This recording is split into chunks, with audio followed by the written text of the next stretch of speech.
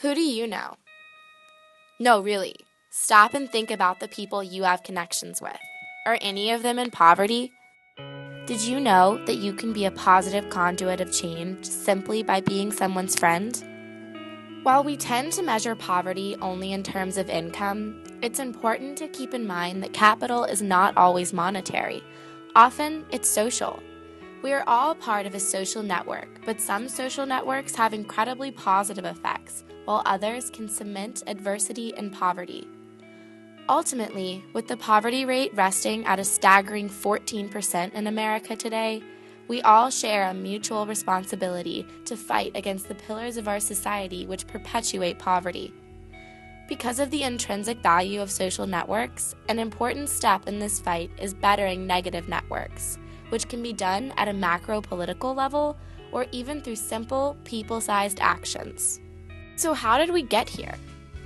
19 years ago, Vicky Cattell first researched the subject of social networks and poverty. She studied the qualitative effects poverty has on stress, loss of self-esteem, stigma, powerlessness, lack of hope, and fatalism by analyzing two communities in the UK, Caerhardie and Cattell. Caerhardie is a small, isolated canning town struck by poverty, but strengthened by a strong sense of working-class unity. Cattell, however, is a similarly destitute neighborhood, but lacks the community and solidarity found in Caerhardie. Based on her research in these two towns, Cattell was able to define several types of positive and negative social networks. Essentially, though the two towns shared poor socioeconomic status, the unified town of Caerhardie had strong social networks, whereas Cattell had weak social networks. But why do we care about these types of networks? Because according to this research, social networks directly affect a person's necessary ability to cope with poverty-related challenges, which affects their future health outcomes. So how do we change people's social networks? There has been a lot of debate over the success of social mixing and neighborhood relocation projects. The expectation, based on past research, would tend to be that low-income neighborhoods would have poor social networks and poor access to services and resources. However, this is not quite the case. Desmond and Weihua showed us why by analyzing 6 social outcomes of networks and neighborhoods and testing their correlation to disadvantage. These 6 outcomes were civic engagement, trust, community support, asthma, diabetes, and depression.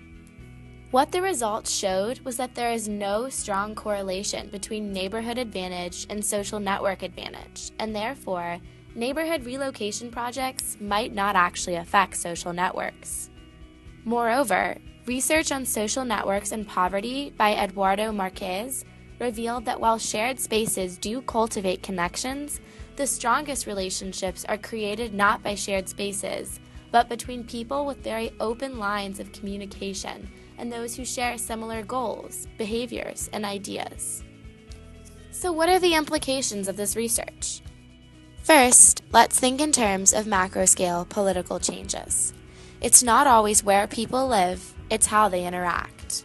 Perhaps neighborhood relocation projects provide the basis for initial connection, but because advantaged neighborhoods don't directly breed good social networks, government programs could be more targeted towards building stronger and healthier relationships after initial connection rather than solely focusing on relocation. These specific targeted programs could take several forms. According to the New York Times op-ed piece by David Brooks, the government should focus on programs that create friendship. He claims that friendship radiates social and political benefits, friends bring out the best in each other, and people behave best when they know that their friends are watching or present. He claims that we need to develop more networking programs which bring together people from all different social and demographic groups and cultivate true friendship that can serve as the basic foundation for strong social networks. These programs would be most successful in adults because adults tend to be much more professionally separated than children. Speaking of children, however, important work could also be done to cultivate these cross-socioeconomic friendships at a very young age. For example, rather than expensive relocation programs, Redistricting of schools could allow people to remain in their communities while developing strong ties with people in different socioeconomic situations. Also, busing children from different areas or having open enrollment in schools would create these cross-socioeconomic friendships. Finally, providing more equal opportunity for employment could facilitate integration of the workplace, which would ultimately result in stronger professional relationships across socioeconomic lines. The benefits of this research can best be understood through Martha Nussbaum's theory of capabilities. Nussbaum lists out 10 capabilities that we must provide to every person in order to achieve social justice, and social networks fall directly into affiliation, one of these vital 10.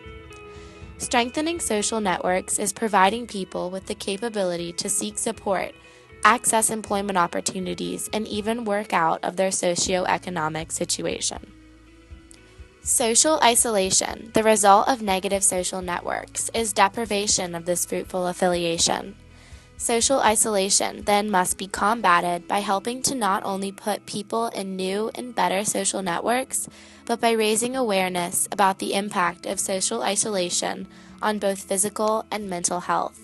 It is the responsibility of those who seek justice to better social networks. Similarly, this social justice obligation can also be understood through the lens of Iris Marion Young's social responsibility. Rather than attempt to find a single culprit or group of culprits responsible for poverty, Young argues that we all participate in a system which perpetuates poverty and therefore have an obligation to fight against.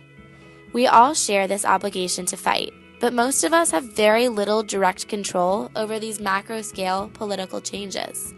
So what can you actually do to help? People-sized actions. Creating stronger social networks with close diversified ties can be the result of simple and small actions. These people-sized actions can involve something as simple as going out into your community and creating ties with people that you might otherwise not. By doing this, you yourself can cross the socioeconomic lines that create negative social networks and perpetuate poverty. While there are plenty of places you can get involved everywhere, there are many opportunities to expand social networks right here at Washington and Lee. These people-sized actions have the potential to create real relationships that have real effects on the people that participate in them. These are just a few of the many opportunities here at Washington and Lee. ESOL, teaching English as a second language to kids in their homes. By befriending these children and their families, you can create a positive relationship, thus increasing their chances of creating broader social networks. This is by far the most personal way you can influence lives, especially young ones. Not only do you create a friendship, but you give a role model to young children. Campus kitchen. While working in campus kitchen's actual kitchen is helpful, the positive social interactions come by bringing food to low-income neighborhoods and shelters. By volunteering to serve meals, there are personal ties being made and relationships being forged. Tutoring at local Rockbridge schools. Like ESOL, by tutoring an underprivileged child at school, they have a role model to look up to outside of their home. This again gives you a chance to create a lasting relationship with the student that influences how they see their peers. Rockbridge Area Relief Association. By offering your time, you can volunteer at the food pantry provided by Rockbridge Area Relief Association. This gives you the opportunity to create real relationships with recurrent customers of the pantry. Project Horizon. This is an organization that promotes healthy relationships by providing domestic abuse victims with legal counsel, emergency shelter, and counseling. By having been abused and knowing an abuser, an abusee has a negative social tie. But by volunteering at Project Horizon, you can make a positive relationship and create a positive social aspect on someone in a horrible situation. While volunteering at these places once looks good on a resume, to impact lives, there needs to be recurrent volunteering and actual emotional investment. The most powerful relationships in social networks are between friends that see each other often, understand each other, and trust each other.